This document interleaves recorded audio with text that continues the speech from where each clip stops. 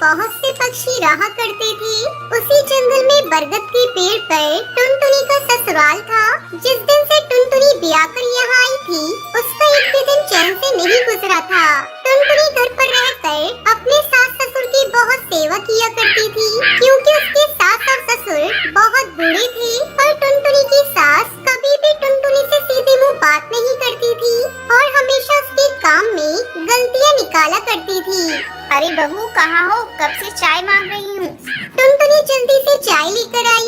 ये क्या? ये तो एकदम ठंडी चाय है। पर माँ जी, मैंने तो चाय अभी अभी केतली से निकाली है। तो क्या मैं झूठ बोल रही हूँ? ला तेरा हाथ दे, अभी दिखाती हूँ। टुनटुनी की सास ने उसका हाथ पकड़कर गरम चाय के कप में डुबो दिया, जिससे टुनटुनी बुरी तरह से जल गई। माँ जी, ये चाय तो खौल रही है। चल झूठी, एकदम ठंडी थी। जा जाकर दूसरी चाय लेकर आ। एक दिन खाने की टेबल पर जब सभी खाना खा रहे थे, तब सास ने खाने की थाली उठाकर फेंक दी। ये कोई खाना है? न मिर्च है न मसाले। अरे घर में किसी चीज की कमी है जो तू ढंग से एक समय का खाना भी नहीं पका कर खिला सकती? तुम तो जानती हो कि माँ को चटपटा खाना पसंद है, तो थोड़ा मिर्च मसाला ज्यादा डाल दिया करो। चलो कोई नहीं माँ, आज मैं तुम्हारे लिए बनवारी चाट भंडार से चटपटी चाट ले आऊंगा। वाह बेटा हो तो ऐसा। इस प्रकार टुनटुनी की सास उस पर अनेक अत्याचार करती थी। जब टुनटुनी अपने पति को ये सब बताती तो वो टुनटुनी को ही समझाता। अरे टुनटुनी, माँ को जल्दी गुस्सा आता है, वो दिल की बुरी नहीं है। और फिर माँ बाबूजी के सिवाय हमारा है ही कौन? भला वो हमारा बुरा तो नहीं सोचती होंगी। एक दिन बंटी से मिलने उसका दोस्त कालू कौआ और उसकी पत्नी उनके घर आई। नमस्ते चाची, मैं टुनटुनी से मिलने आया हूँ। क्या वो घर पर है? अरे आओ बेटा, तुम तो बहुत ही दिनों के बाद घर आए हो। क्या बात है, अपनी चाची से नाराज हो क्या? नहीं नहीं चाची, भला मैं क्यों आपसे नाराज रहने लगा? दरअसल मैं शहर में काम करने लगा हूँ, तो ढोलकपुर आना कम हो गया है। आज 1 साल बाद आया हूँ, तो सोचा अपनी जिगरी दोस्त से मिलाऊं और अपनी भाभी को भी देखाऊं। मैं उनकी शादी में नहीं आ सका, इसके लिए मुझे अफसोस है। बंटी कबूतर कालू कौवे की आवाज सुनकर अपने घोंसले से निकलकर बाहर आया। अरे वाह कालू, तुम? अरे टुनटुनी, कुछ चाय वाय लाओ, मेरा जिगरी आ रहा है। अरे मैं तो भाभी से मिलने आया हूँ और तुमसे भी। दोनों दोस्त बातें करने लगे, तभी टुनटुनी चाय और बिस्किट लेकर आई। ये क्या? बस नाश्ता? जाकर गर्मा गर्म पकोड़े बनाकर लेकर आ, आलसी कहीं की। माँ जी, मुझे बहुत बुखार चढ़ा है, मुझे चक्कर आ रही है।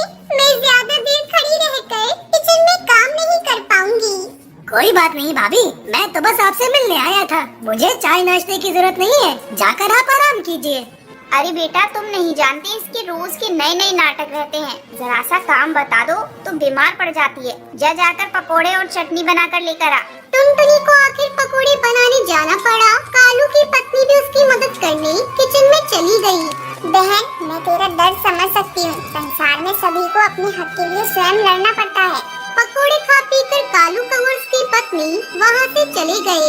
अगले दिन अरे टुनटुनी, मेरे लिए गरम चाय ले आ।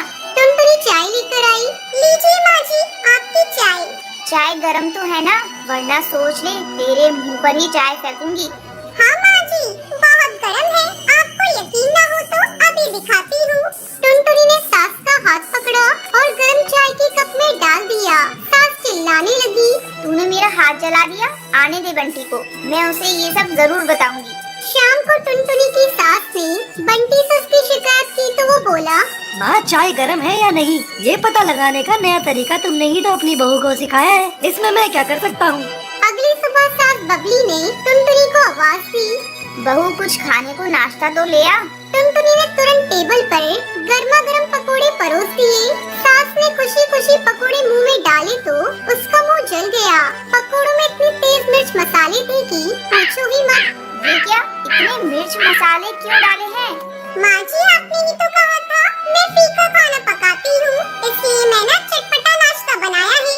सास बेचारी कुछ कह नहीं पाई। माँ जी, मैं बाजार जा रही हूँ, लौटते समय आपके लिए बनवारी के समोसे ले आती हूँ। बनवारी के समोसे का नाम सुनकर सास के मुंह में पानी आ गया। वो इंतजार करती रही। सुबह से शाम हो गई, ना टुनटुनी लौटी और ना बनवारी के समोसे आए। बेचारी सास भूख के मारे खुद किचन में कुछ बनाने गई तो कमजोरी के कारण चक्कर खाकर वहीं गिर पड़ी।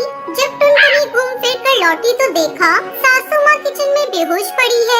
थोड़ी देर बाद जब सास बबली को होश आया तो सब उसके पास खड़े थे। माँ जी, अब आपकी तबीयत ठीक तो है ना? ये देखिए, मैं आपके लिए बनवारी के समोसे लाई हूँ। आपने सुबह से कुछ नहीं खाया, इसलिए आपको चक्कर आ गए होंगे। बहू मुझे माफ कर दे, मैंने तुझसे बीमारी में भी काम करवाया, तेरा हाथ जलाया और तेरा अपमान किया। अब मुझे समझ में आ गया है कि जब खुद पर बीती है तो कैसा लगता है। आज के बाद मैं तुझे कभी परेशान नहीं करूँगी। इसके बाद टुनटुनी की सास ने उसके साथ बुरा बर्ताव करना बंद कर दिया और सभी खुशी खुशी रहने लगे।